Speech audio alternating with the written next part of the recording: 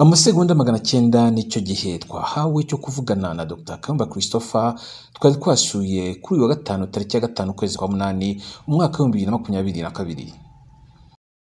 Amahoro mahire banywanyi bacu, twari kwabasezeranye ko kuri wa gatanu dusura Dr Kayumba Christopher wahoze ari umwarimu muri kaminuza y'u Rwanda, ni umunyamakuru, ni umushakashatsi, ni n'umunyapolitiki, ni umuyobozi w'urugaga ruharanira kuzanzamura demokarasi mu Rwanda RPD. Dr Kayumba Christopher twamugezeho ku icamunsi cyo kuri wa gatanu tariki ya 5 kwezi kwa Kanama.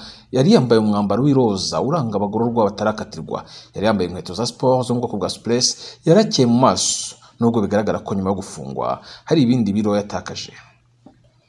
Nkuko bisanzwe bigenda no kuzindi mfungwa za politiki, Dr Kayumba Christopher asurirwa mu kato, si hahandi ha rusange abantu bakirirwa iyo basuye ababo. Mwijwi rituje yashimiye byimazeyo amutekerezaho mu buryo bwari bwo bwose, nabagira icyo bakora cyose ngo uburoko budakomeza kumufatanya no kwiyumva nk'uri wenyine. Dr Kayumba Christopher ufite amatsiko yo kumenya uko ubuzima bwifashe hanze aha, ndavuga hanze ya gereza, avuga ko aho bafungiye mu buryo bwihariye we na bagenzi be ntibemerewe kumva amakuru, by'umwihariko radio BBC n'ijwi ry'Amerika. Nta makuru yo hanze bamenya, kereka make cyane babasha guhabwa n'ababasuye muri ya masegonda 900 bagenerwa yo kuganira n'abagororwa. Nabaje Dr Kayumba Christopher niba yaramenyeshejwe impamvu urubanza rwe rutinze gutangira kuburanishwa, dore ko iminsi imaze gusaga 330 akaba amaze umwaka wegereje ataye muri yombi, ariko ntaratangira kubana mu mizi. Mu gusubiza yagize ati, urubanza rwanjye rwose n'ibipapirano ntacyo bafite bandega, ni nayo mpamvu bavuga ibi ejo bakavuga biriya, ariko uko guhuzagurika kw'abampimbira ibyaha bintera imbaraga zo kwiyumvamo icyizere cyo kuba vuba nzataha, rwose mbyiyumvamo. Dr Kayumba Christopher agira ati, nubwo batinze urubanza rwanjye barabizi ko ntazahinduka, ntazanahagarika inzira yanjye ya politiki natangiye kuko nta cyaha mfite. Mu kiganiro kitari kwagiranye mu gusoza yantumye gutashya amuzi tubasha guhura, atubabwire ngo ndaho ndakomeye tuzongera tubonane. Iyi ni PAX TV IREME News, ijwi ry'abativugira, la voix des sans voix, voice for the voiceless. Mbere yuko dusoza twibukiranye zimwe mu mpuguro za Dr Kayumba Christopher ni hambere ataranyaga umudendezo.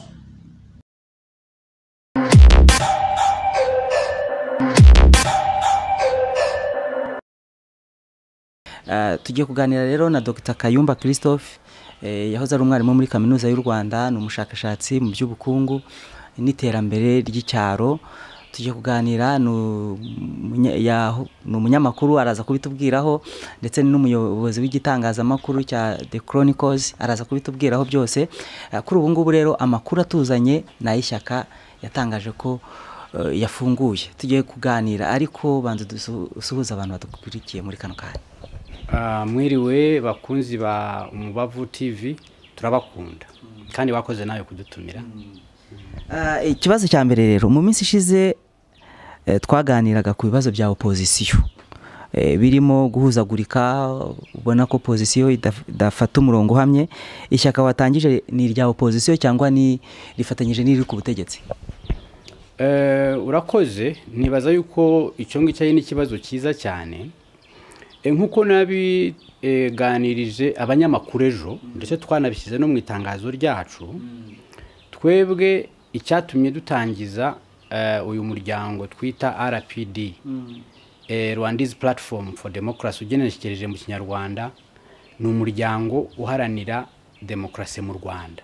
Impamvu twabutangije ni ugutanga no kugira ngo dutange ibitekerezo, ndetse hakorwe na politike ituma duca ubukene, uzi ko ari karande bumaze igihe kinini, ndetse no muri Covid ubukene bwariyongereye, n'inzara cyane cyane abantu bo mu mujyi ibamereye nabi.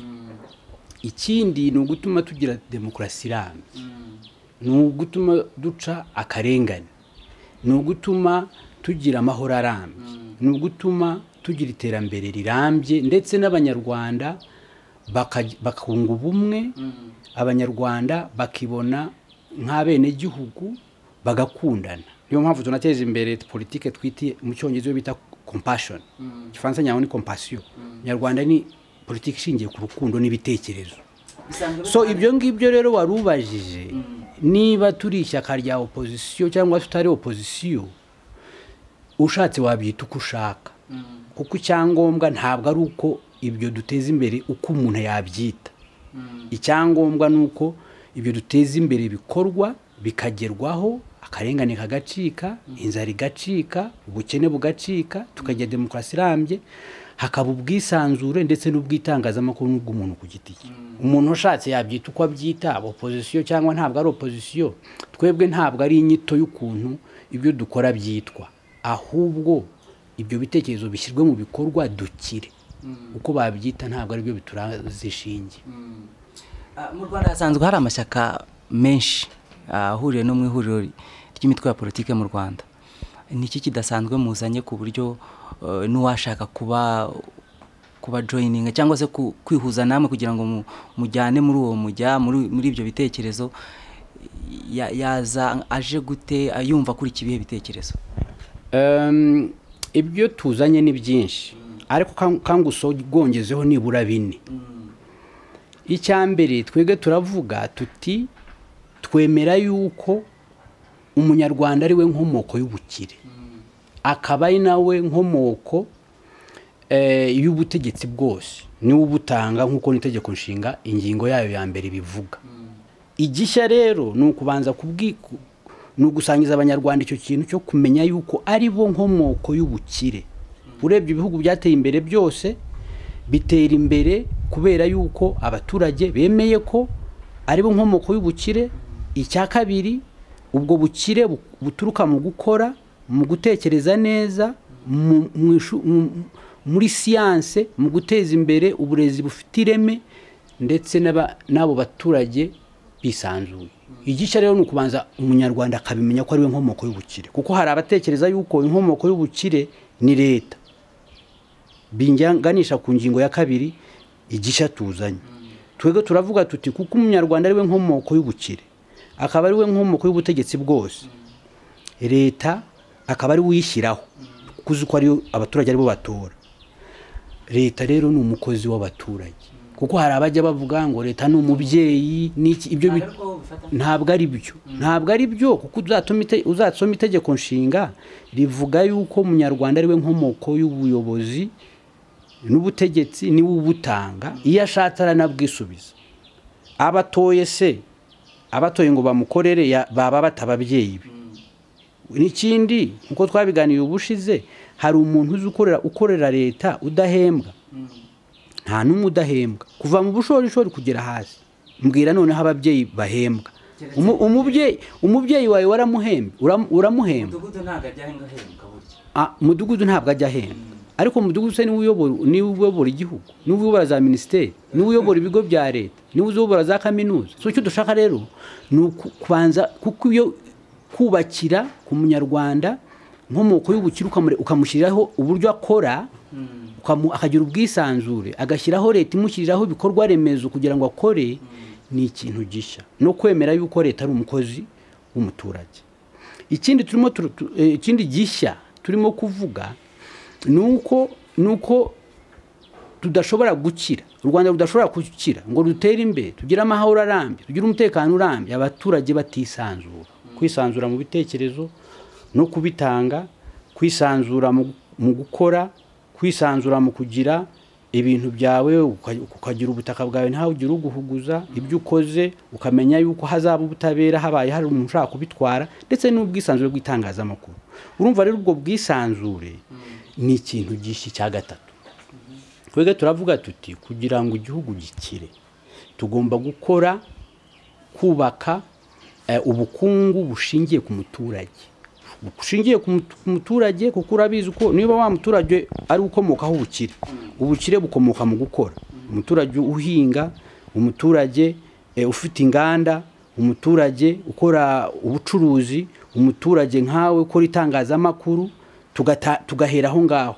Noneho kandi ibyo ngibyo bigakorwa mu giturage hose, kuva ku mudugudu, akarere, intara, tukazamukira hamwe. Apana ya ekonomi ishingira mu bushorishori kava hejuru iza hasi, ishingiye ku bikorwa binini bya leta nabyo ni byiza, ariko twe turashaka ekonomi ishingiye ku muturage kugira ngo ubimenye uzaza ureba muri bije amafaranga ashyirwa hehe, niho umenyera aho ingufu zishyizwe. Icyo kintu rero nta muturage wakwanga yuko leta imuheraho kugira ngo akire. Icyanyuma kandi nacyo gikomeye, hari n'ibindi byinshi, ariko icyanyuma twibaza ko gikomeye cyane ni ugutuma duteza imbere politike ishingiye ku bitekerezo, idashingiye ku karere, idashingiye ku kuntu umuntu yavutse, idashingiye ku bwoko, kandi iyo politike ikaba ishingiye ku kintu cy'urukundo. Abantu bakora politike ntibibone nk'aho ari abanzi, ntibatukane. Apana politike ishingiye ku kubeshyerana, ku gutukana, ku guhangana kudashingiye ku bitekerezo. Ibyo bintu mu Rwanda birahari? Ibyo bintu mu Rwanda niyo mpamvu ndiho nkubwira tuje kugira ngo tubiteze imbere. Niba bihari niba bidahari niwe wambwira, ariko ugiye kureba amateka y'u Rwanda kuva muri za 57 ndetse 59, niyo mpamvu kuva icyo gihe kugeza ubu hari abantu bagikora politike ngo bayikorera mu mahanga. Bavuga kugira ngo mu Rwanda ntabwo heme ishyaka, ngo ntabwo watangira ishyaka ngo baryemere, abantu bagakorera politike hanze. Twebwe twemera yuko amashyaka afite akamaro, yagirira abanyarwanda akamaro, amashyaka ari mu Rwanda, akorera mu Rwanda, akorera abanyarwanda, y'abanyarwanda bafite mu ruhare. Naho politiki ikorerwa hanze nta kamaro yagira. Niba rero ibyo ngibyo byari bihari, ntabwo wavuga ngo hakabaye hariho abanyapolitike bakorera hanze. Hariho n'imitwe yindi yitwaje intwaro, urabizi ibintu imitwe yitwaje intwaro iri muri Kongo urayizi, imaze igihe FDLR, FRN, P5, imitwe itandukanye. Ibyo ngibyo rero kugira ngo tubirwanywe tugomba kubaka igihugu gituma n'ibintu bitera intambara bicika burundu. Kuko ibintu bitera intambara, ko mfite doctora mu bintu by'iterambere n'amahoro, imizi y'inkomoko y'intambara nk'izo ngizo ni ubukene bukabije, urubyiruko rudafite icyizere, ni akarengane, ni ya politike twavugaga ituma abantu abenegihugu bacikamo ibice, ni ya politike yo kubeshyerana. Ibyo rero ntabwo twebwe tubishyigikiye. Dushyigikiye politike ikorwa n'abenegihugu baba bahanganye mu ruhango rwa politike, bagahangana ku bitekerezo, badahangana ku kuntu aho bavukiye, badahangana ku bwoko bwabo, badahangana ku kuntu umuntu asa cyangwa areshya cyangwa umutungo afite, bahanganira ku bitekerezo, bose baganisha ku kubaka igihugu. Ariko iyo turebye mu itegeko nshinga rigaragaza ko n'ubundi ubutegetsi bujyaho bushyizweho n'abaturage kandi bidashingiye ku bwoko cyangwa ku karere. Nibyo, dufite n'itegeko nshinga ryiza kandi n'abanyarwanda baryitoreye, n'ayandi mategeko ni meza, ariko hariho ukatuvuge, hariho n'itegeko rivuga yuko urebye no mu mategeko mpuzamahanga baravuga bati uburenganzira bwo kurya no kubaho neza ni ngombwa. Ubu se nta bantu basonza?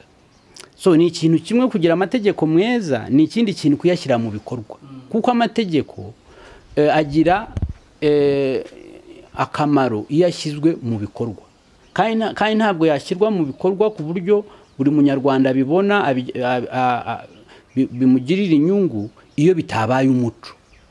Iyo bitabaye umuco wa demokarasi, umuco wo kwihanganirana, niba utanze ibitekerezo aho kuvuga ko bitanze kubera yuko uvuka mu karere ntakomokamo cyangwa ukomoka mu bwoko ngiye ntakomokamo, ahubwo nkareba igitekerezo watanze kimeze gute, byabaye umuco. Nicyo gituma dushaka no gushyira ingufu mu uburezi aho abana bigishwa gukora za deba, ibitekerezo bitandukanye, ukihanganira ibitekerezo by'undi. Umuntu navuga ikintu utishimiye ntugire ngo ni umwanzi. Niyo mpamvu tunavuga yuko duteza imbere itangazamakuru ryigenga, kuko itangazamakuru niryo rituma abaturage baganira, haba za deba. Umuntu naganira nawe ntugire ngo, kuko demokarasi ntabwo ari umuhango wo gutora gusa, ahubwo demokarasi ni umuco ushingira nibura ku bintu nka bine: amashyaka ashingiye ku bitekerezo, hanyuma ayo mashyaka ibitekerezo byiza abafite ibyo bitekerezo abanyapolitike bagakinira mu kibuga aho bemererwa uburenganzira bungana ntihagire uwigizwayo. Hari n'itangazamakuru ryigenga ridafite aho ribogamiye rikabaha mikoro nk'uko wayimpaye, ntibagire uwo bima mikoro, hanyuma ibyo bavuze ukabigeza ku banyarwanda. Ariko harimo n'ikindi cyo gutuma nka societe civile ikomera kandi igakora ibitagenda ikabigaragaza, hanyuma n'abaturage bakaba bafite ubwisanzure ku buryo bashyigikira uwo bashatse, ishyaka bashatse, umunyapolitike bashaka, hanyuma nashyigikira uwo ashaka ntihagire ubimurenganyiriza, ntihagire uwo babipfa. So demokarasi rero ibyo bintu bidahari, nubwo habaho gutora udafite itangazamakuru ryigenga, udafite abaturage bisanzuye bafite guhitamo ntawe batinye, udafite societe civile yigenga, udafite uwemeza amashyaka utabogama, udafite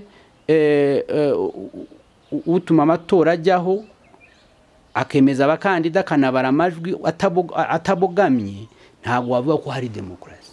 Niyo mpamvu rero ngiye mvuga umuryango wacu wa politiki uvuga ko iyo duteza demokarasi, iyo tuvuga ko duteza imbere demokarasi, ntabwo tuba tuvuga wa munsi w'itora, tuba tuvuga ibintu inkingi za mwamba zituma demokarasi ishoboka. Abaturage bafite ubwisanzure kuvuga icyo bashaka ndetse no gutoranya uwo bashaka batabizira, itangazamakuru ryigenga kandi rikora neza ritabogama, societe civile ikomeye kandi nayo ikora neza idakorera ku gitsuri idatinya, hanyuma n'urubuga rwa politike abarurimo bakaba bakora nta muvundo, bakaba bakora nta ubigizayo, nubara amajwi akaba ari umuntu rwose wigenga adafite ahabogamiye. Hano mu Rwanda se nta bihari? Ikibazo cyanjye icyo nshaka kuvuga, kubera ko niba uzi ibintu nakoze mu myaka 20 ishize, sinigeze ntekereza kujya muri politiki. Yaba byari bihari nk'uko umuryango wacu byifuza, nk'uko mbyifuza, ntabwo umuryango wari kuvuka. Ni umuryango, ni ishyaka dutandukanyirize nyine nibyo ko hari umuryango wa FPR Inkotanyi. Ntabwo ariko bivuze ko nta mundi muryango wavuka, kuko n'amategeko yo mu Rwanda yemera yuko ushatse watangiza ishyaka ukaryita ishyaka cyangwa waryita umuryango. Inyito ntabwo ari cyo ngombwa, icyangombwa nicyo uyu muryango cyangwa iryo shaka rishaka gukora. Hari abantu benshi ku mbuga ngurukana bumenyi Twitter, hari uwitwa Sniper #1 hashtag ni Dr Kiza, aravuga ko uzanye ishyaka rya Kayumba mu Rwanda. Ubwo iyo bavuze Kayumba ni Kayumba Nyamwasa. None hari isano iri hagati y'ishyaka ryawe n'ishyaka rya IREME? Ntaho bihuriye. Ndibaza yuko uyu nguyu wabivuze ashobora kuba tanzi cyangwa ni propaganda.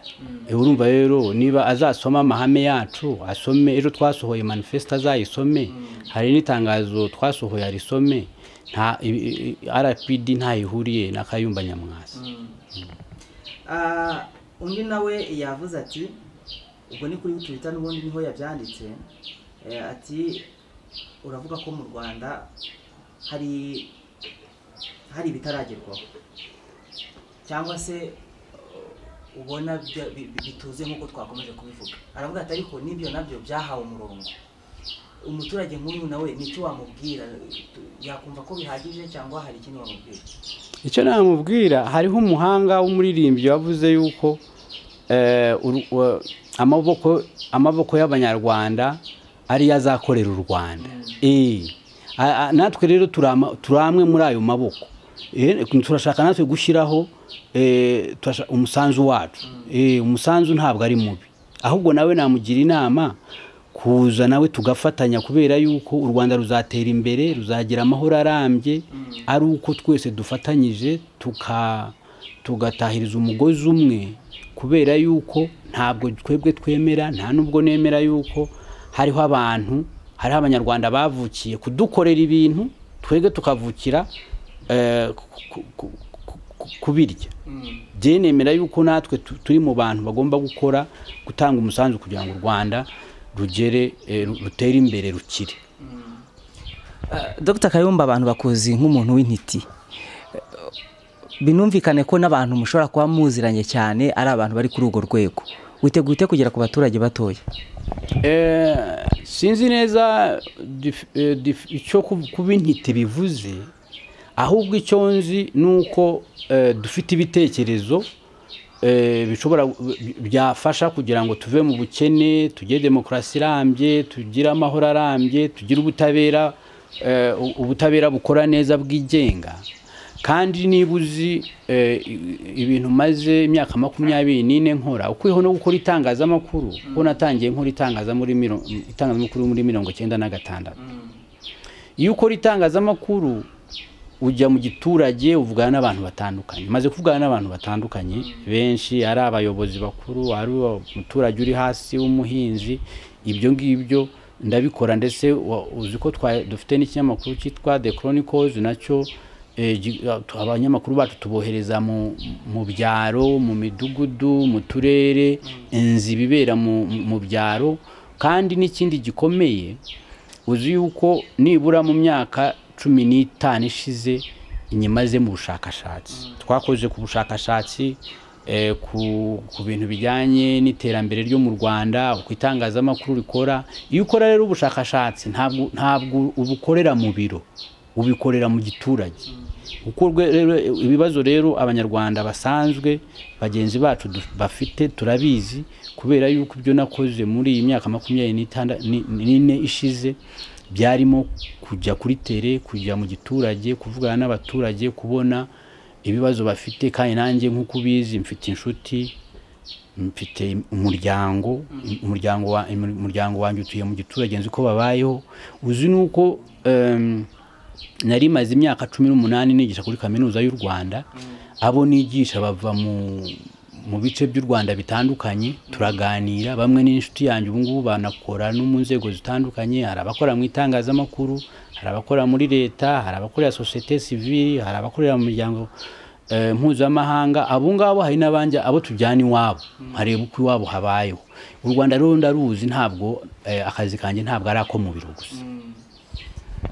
Ku mbuga nkoranyambaga ndetse hari n'ibitangazamakuru byanditse, ariko ugitangira ishyaka hari utuvideo twatangiye kuza. Abantu bamwe barandika kuri Twitter baravuga ngo imyitwarire yawe ntabwo ibereye umunyepolitike. Abantu nk'abo ngabo wababwira iki? Iyo urabibabwira iki abavuga bati ntabwo ari imyitwarire y'abanyepolitike? Iyo ngiyo ni propaganda, kandi urabona jewe ni propaganda ndetse iciriritse, n'ikinyoma no gusebanya. Kugira rero icyo mbivugaho naba nteza umurindi propaganda no gusebanya. Kandi jewe nkora ibintu bijyanye ku bitekerezo byubaka. Propaganda ntago mvuga kuri propaganda iciriritse.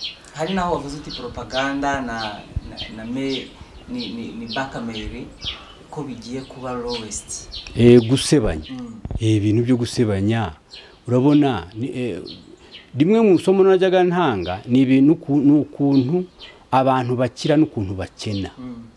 Ugiye kureba abantu bakira nabirwa batekereza neza, ibyo batekereje bakabishyira mu bikorwa, kandi bakabikorera buri munsi. Abakena nabirwa mu gusebanya. Ntabwo rero ibyo gusebanya ngewe mbyemera, nta nicyo nabivugaho. Hari nubwo bisobanura mu itangazo wasohoye, ariko hari abantu bataribonye bakurikira Umubavu TV online. Wababwira zimwe mu mpamvu z'ingenzi zatumye dushingisha? Nibura akamvugenye impamvu twatangije uyu muryango uteza imbere demokarasi. Iya mbere inakomeye ni ibibazo COVID-19 yagaragaje. Kandi ibyo bibazo twanamaze kubona yuko bifite inkomoko mu mateka y'u Rwanda. Katuvuge nk'ikibazo cy'ubukene n'inzara. Ntabwo ari ikibazo cyavutse muri covid, ariko covid yatumye tubona yuko abanyarwanda benshi bakennye, cyane cyane mu mijyi. Wabonye hari amaraporo yerekana yuko nibura 60% y'abatuye mu mujyi babuze n'ibiryo. Icyo ngicyo ni ikibazo rero, kuko ikibazo cy'inzara kimaze imyaka myinshi. Covid ikaba yaratweretse ko kigihari.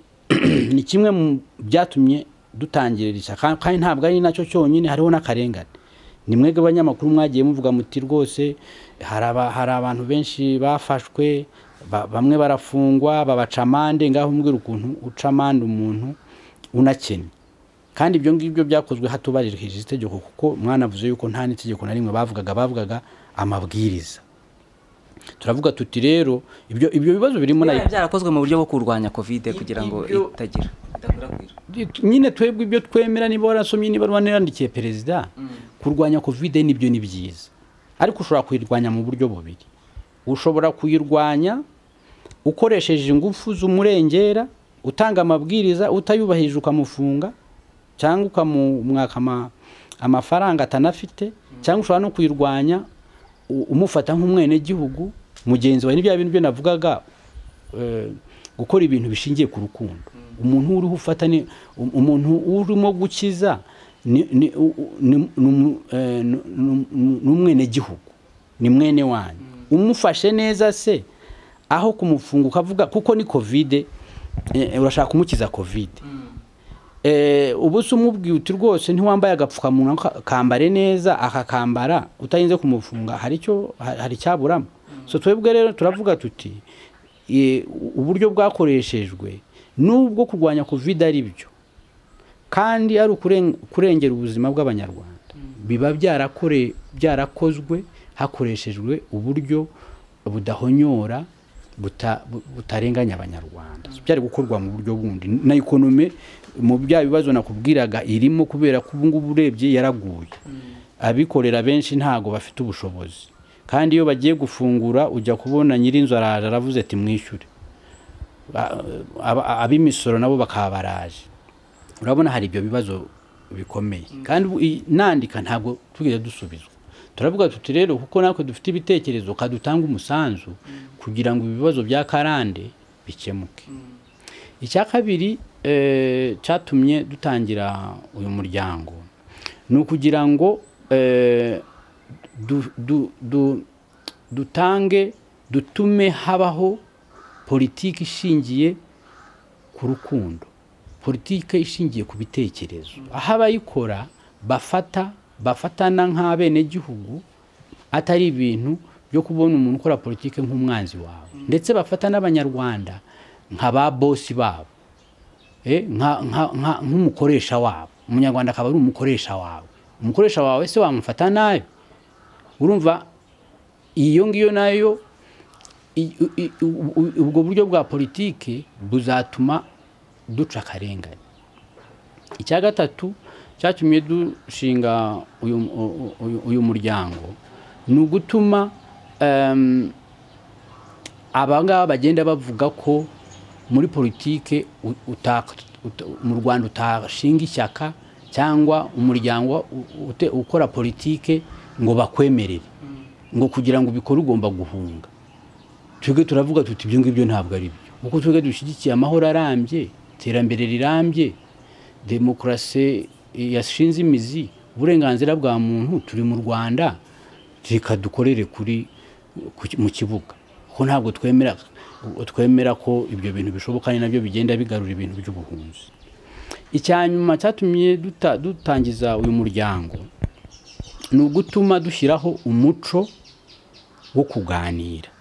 Uzarebe kuko maze igihe mu itangazamakuru kenshi abanyapolitike bari mu mashyaka atandukanye akenshi baganira iyo amatora yageze, kandi demokarasi nk'uko nakubwiye ni buri munsi. Ugiye kureba itangazamakuru riracumbagira, rirakennye, ubushobozi ni bukeya.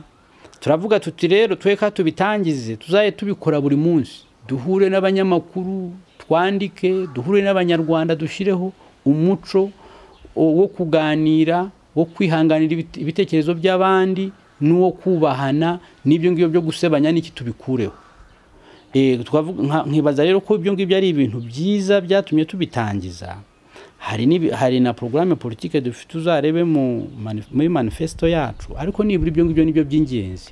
Nkuko nakubwiye, demokrasi ntabwo ari nk'ishati wajya kugura mu iduka ugataha utubunayibonye birarangiye.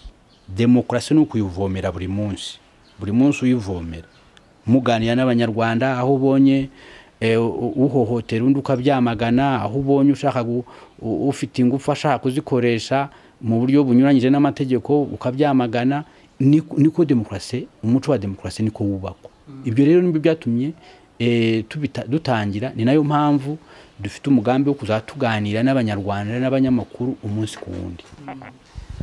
Hari abandi banyepolitike batangije ishyaka, ariko kugeza na n'ubu baracyavuga ko hari imbogamizi zo kwandikisha ishyaka. Bakavuga bati kwandikisha ishyaka, kandi bigarutseho uravuga uti twe turashaka kunyomoza icyo kintu. Ni iki mwizeye, kandi hari abavuga yuko ibyo bintu babigerageje bikanga? Impamvu dufite icyizere cy'uko umuryango wacu uzandikwa ndetse ugakora ugatanga umusanzu, nuko twega tutemera yuko kubera yuko hari imbogamizi abantu bagomba kwihisha bagajya kurira kubera yuko hari ibibazo. N'ubuzima ku giti cyabwo, ubuzima gusa utanagiye no muri politiki, n'ubuzima buragoye. Ndetse nta mwuga utagoye. Uzabaza umuhinzi, n'umuhinzi nawe ntugire ngo aravuga ngo nta mbogamizi. Uzaza ureba niba ukurikirana itangazamakuru, hari ubwo abahinzi bavuga bati rwose tumerewe nabi, izuba ryavuye, hanyuma ibihingwa byacu biruma.